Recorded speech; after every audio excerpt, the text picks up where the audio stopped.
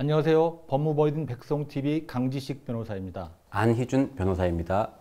네, 저도 검사로서 한 25년 정도 근무를 했었는데요. 공무원들이 사건에 연루되어서 조사를 받을 때 보면 굉장히 스트레스를 받는 것 같았습니다. 왜냐하면 형사처벌에 대한 우려도 있지만 본인들이 어떤 신분적 불이익을 입지 않을까 이런 우려를 했던 것도 같습니다. 그래서 오늘은 공무원 신분인 피의자들이 과연 수사기관에서 어떻게 형사 절차로서 다뤄지는지에 대해서 한번 알아보도록 하겠습니다.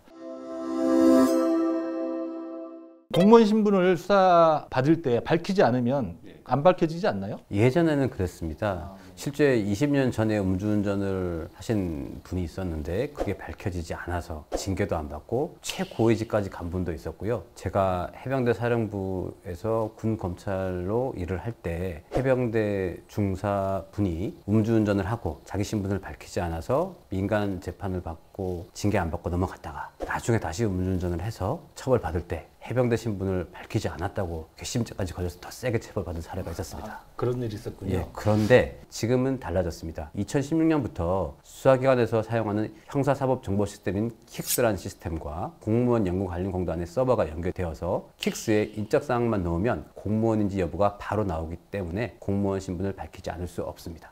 안 변호사님, 근데 저는 되게 궁금한 게요. 공무원들은 이런 수사를 받게 되거나 그러면 왜 자기 신분을 이렇게 숨기려고 그러죠? 왜 그런지 아시는지요? 제가 생각하기에는 예. 사실 공무원분들이 형사 절차를 통해서 처벌받는 게 두려워서 그런다기보다도 그 이후에 징계 절차라는 게 별도로 진행이 되지 않습니까? 그래서 본인이 뭐 해임도 될 수 있고 면직도 될 수 있고 뭐 감복이나 견책도 될 수 있고 이렇기 때문에 그 신분을 밝힘으로 인해서 다가올 징계 절차가 좀 우려가 돼서 신분을 일부러 숨기려고 하는 게 아닌가 이런 생각이 들었던 것 같습니다. 맞습니다. 예. 그런 것 같죠? 예. 네. 안 변호사님, 그러면 공무원이 경찰에 고소를 당했다. 그러면 무조건 그 신분이 소속기관에 통보가 되나요? 네, 그렇습니다. 경찰청 훈령에 나와 있는데요. 범죄수사규칙 제46조에 따르면 경찰관은 공무원에 대하여 수사를 시작한 때와 수사를 마쳐서 결과가 나왔을 때 그 공무원이 소속된 소속기관 장에게 10일 내에 수사 개시와 또는 수사 결과를 통보해야 된다고 규정되어 있습니다. 다만 실무에서는 얼토당토 않는 고소 내용이나 고발 내용이 포함되면 공무원의 인적사항이 특정되지 않았다고 봐서 수사기관에 통보되지 않는 경우가 있는데 그 경우는 아마 이제 각하 결정이 되면서 그렇게 처리되는 경우가 간혹 있습니다. 아, 그래서 그렇군요. 제가 대전지검 차장검사일 때 대전지검 소속 관할에 세종시가 포함이 되어 있습니다. 근데 세종시에 중앙행정기관들이 되게 많아서 장관님들이 수많은 고소고발을 당하거든요. 개인 비리나 이런 게 아니고 정책적으로 뭐 무슨 일을 잘못했다 그래서 고소고발 당하고 그런 경우 보면 장관님들한테 통보를 안 해주는 경우도 있는 것 같더라고요. 사건이 각하 처리되기 때문에 그런 것 같은데 그러면 직무와 관련된 범죄만 통보가 되나요? 아니면 직무와 관련되지 않은 모든 범죄가 다 통보가 되나요? 공무원의 범죄는 직무 관련성과 무관하게 오는 범죄 내용이 사소하든 중하든 모두 통지하도록 되어 있습니다. 즉 공무원이 뭐 고소나 고발을 당하거나 아니면 뭐 음주운전과 같이 인지되어 수사가 시작되면 소속기관의 장에게 그 사실이 통보됩니다. 아, 그렇습니까?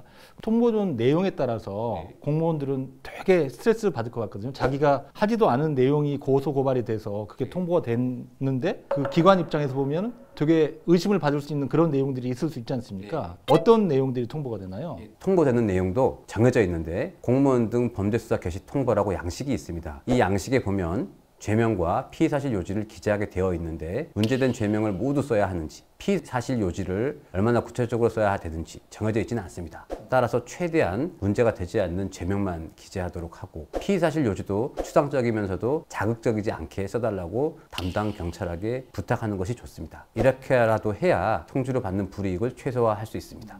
그렇게 담당 경찰에게 부탁을 하면 들어주나요? 예, 제가 선임된 사건에서도 그렇게 부탁해서 최소한만 통보된 사건이 있었습니다. 네, 그렇군요. 안 변호사님, 그러면 공공기관 직원들의 경우에는 역시 공무원과 같이 절차가 진행되나요? 조금 다릅니다. 공공기관 직원 여부는 아직까지 수사기관에서 바로 파악할 수 없습니다. 또 공무원의 경우에는 모든 범죄가 통보되지만 공공기관 직원의 경우에는 또 지방공기업 직원도 똑같습니다. 직무와 관련된 사건에 대해서만 통보되도록 하고 있습니다. 즉 폭행, 음주운전 등 일반적인 경우에는 통보되지가 않고 직무와 관련돼서 돈을 받거나 뭐 횡령을 하는 등 직무유기를 하는 등 이런 범죄에 대해서만 통보되는 것입니다. 그 통보되는 내용이 직무 관련성이 있는 범죄냐 아니냐 이런 차이가 있는 거네요. 예, 맞습니다. 그리고 제가 듣기로는 뭐 사립학교 교원들 같은 경우도 범죄 사실이 통보된다는 내용을 들었는데 어떤가요? 사립학교 직원 같은 경우는 공무원과 똑같이 모든 범죄에 대해서 통보되고 있습니다. 다만 사립학교 직원 같은 경우에도 공무원 연금관리공단에 정보가 없기 때문에 바로 사립학교 직원인 사실이 밝혀지지는 않습니다. 그렇지만 뭐 자기 양심에 맡겨야 되겠죠. 네. 자, 오늘은 공무원 등이 수사기관에서 조사받을 때 그 신분관계 등이 통보되는 내용 등에 대해서 살펴보았습니다. 공무원 등이 형사사건에 연루된 경우에는 사실 징계 절차까지 염두에 두고 대응을 하셔야 됩니다. 그래서 초기 단계에 법률 전문가인 변호의 조력을 받아서 대응하는 것이 좋지 않나 이런 생각을 합니다. 오늘 영상은 여기까지입니다. 내용이 도움이 되셨다면 좋아요와 구독 설정 부탁드립니다. 다음번에는 더 좋은 내용으로 찾아뵙도록 하겠습니다. 감사합니다.